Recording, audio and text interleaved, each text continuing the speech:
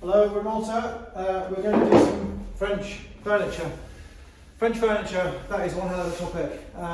And though I'm English, and there's considerable rivalry between England and France, I think that it would be fair to say in the 17th and 18th century, the French were way ahead on some of the furniture designs.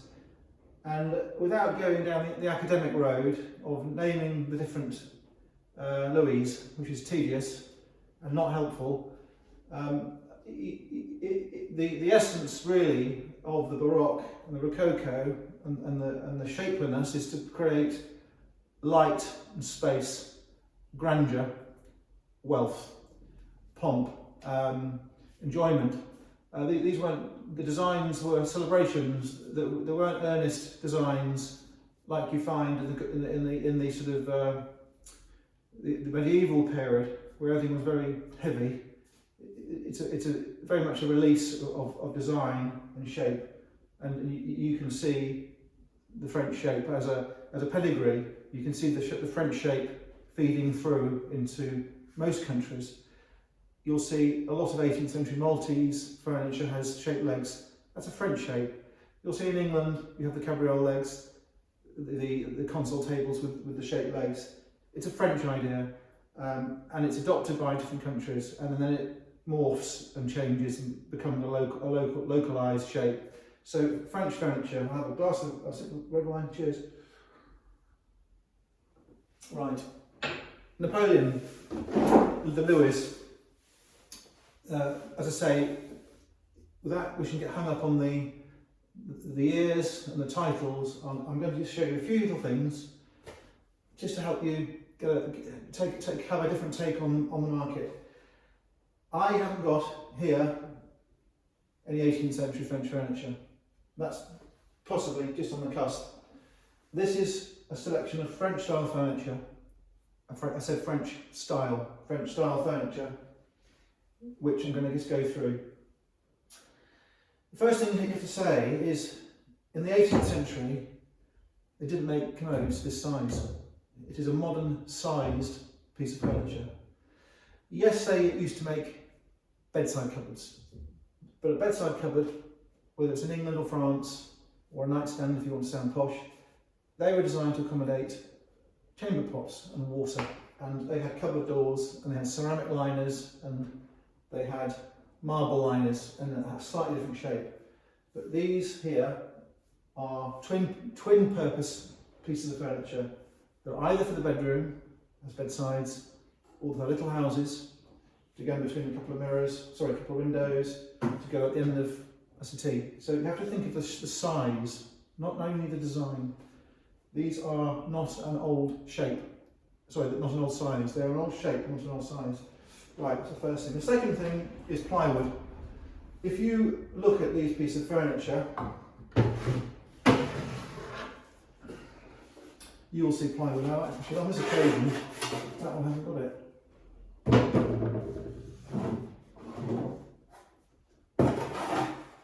That one has got it.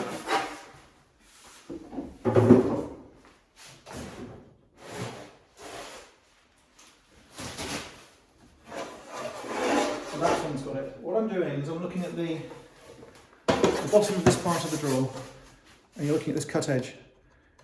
That's plywood, you can hear it.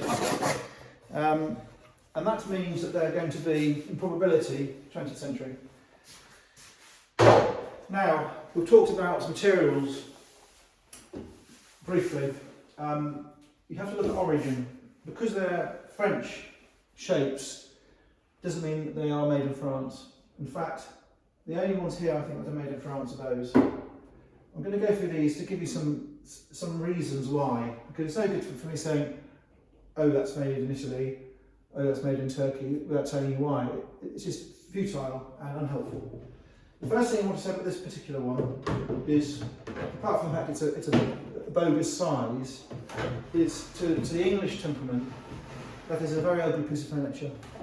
It is a bomb, B-O-M-B-E, B-O-M-B-E, Bombay, bomb.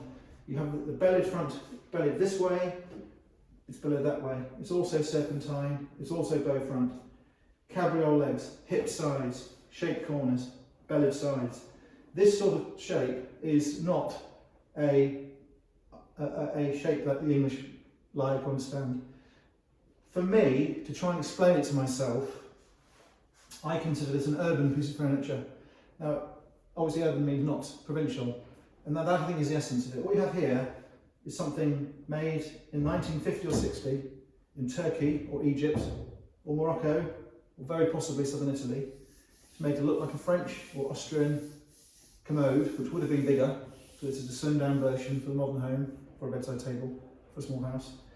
They've used modern techniques, appropriate techniques, traditional techniques, veneer on a carcass with the mountings. But the mountings are not bronze mounting, gilded, they're alloy and it's coloured. So they're starting to cheat. The marble is very basic. They're using, that's plywood, they're using plywood. They're using inexpensive veneers. So the shape, go back to the shape, it's not provincial, not from a farmhouse, not from rural France, it's from the town. And in the towns, in fact it was fashion led. This is I would say this is a 18th century pedigree commode in the Belle Epoque design, flavour. So this is a commode like they always used to make, and it has this very strange Belle Epoque shape, fashionable, trendy shape, with this very strange top. The reason I have this furniture, this piece, it's small, it's saleable, it's very, very decorative. I mean, the panels, they're done in a basic manner, they are wonderful. There's 3 beautiful panels of inlaid decoration, and it's a smart piece of furniture. So that is what we have here. We'll move down the line. I'll bring the camera across. Now we come to 2 French side tables or bedside tables.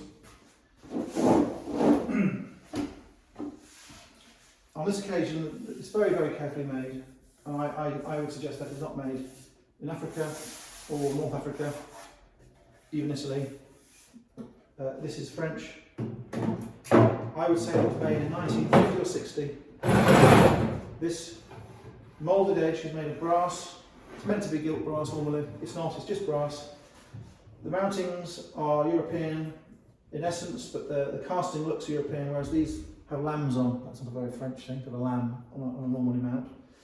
They fit quite well. You have the toe caps on them. It's a kingwood or equivalent inlay. You have a very, very draw front,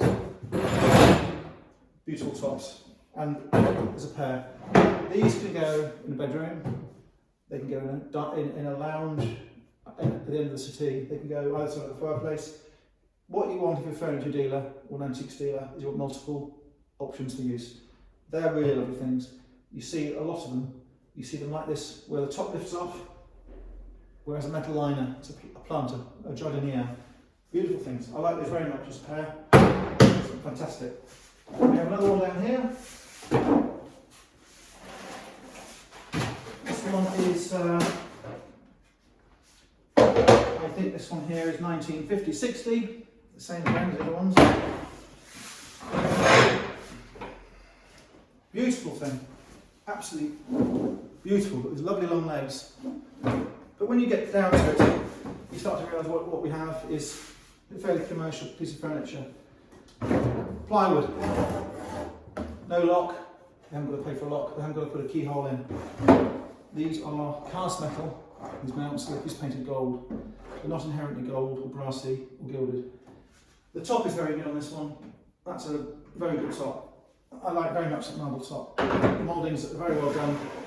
It's finished to a high standard. It's not broken. Don't buy marble that's broken. Just steer away from it. The wood. They say in Malta that's tulip wood, it's tulip wood. I don't know whether it's tulip wood or not. I don't think it is. I think it's going to be an olive wood, which they have selected carefully and stained carefully. If you take an olive tree, you can pick out the bits with the black in, and because these are not large areas of olive or veneer, they can select it.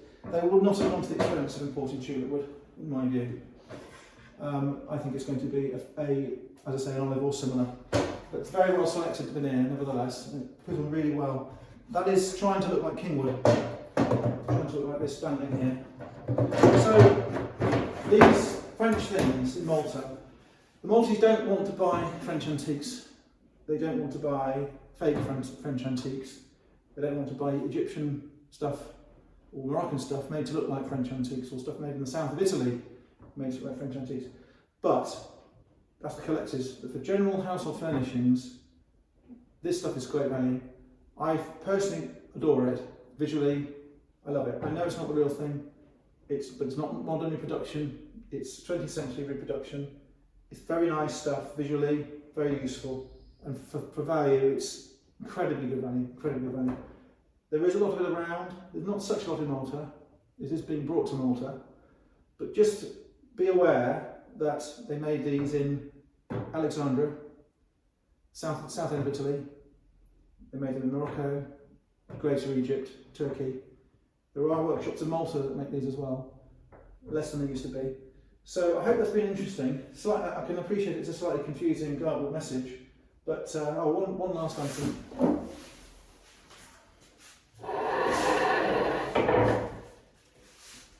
This table here is a table I use all the time. That is brand new. It's made to look like an antique Maltese table, be made with leaf and this Maltese colour. So, is the antiques trade mendacious? Yes, it is. You've had a look. You can make your own decisions. Be forearmed and forewarned. Thanks very much for looking.